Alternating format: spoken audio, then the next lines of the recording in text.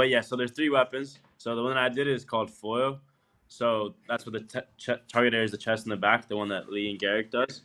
So if we hit the LeMay, the electric vest, we'll get a green or a red light, like a color light.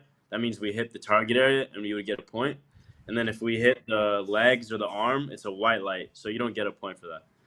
So and if 2 lights go on at the same time, that's when the ref decides whose point it is.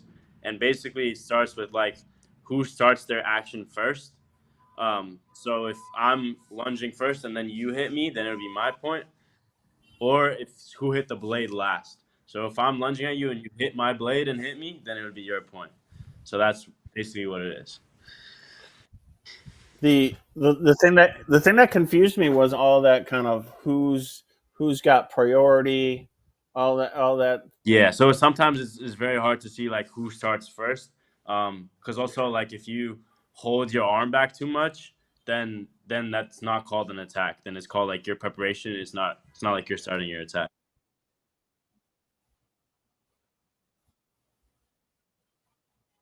Yeah. Yeah, exactly. So a lot of it is like up to the ref's discretion. The I got a question for both you guys. So all the work, all the talent to begin with, right? I mean, if you don't have the talent, that's kind of a non-starter, right? The talent plus the work plus the intensity plus the drive. How do you harness all of that for one moment on the biggest stage? And it's a little bit different, I know, as you're kind of going through rounds, right, and all that. But how do you harness those great plays?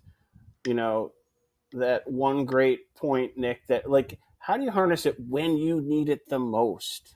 This is the one thing I'm obsessed with, and with it when we talk to athletes. Like, how do you do that?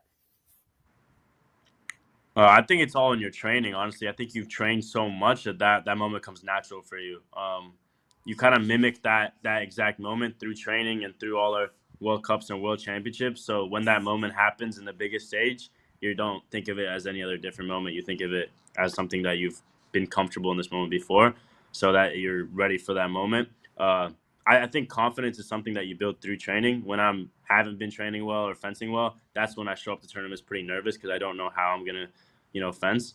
So that's when I feel the most confidence, when I'm training at my best and competing a lot.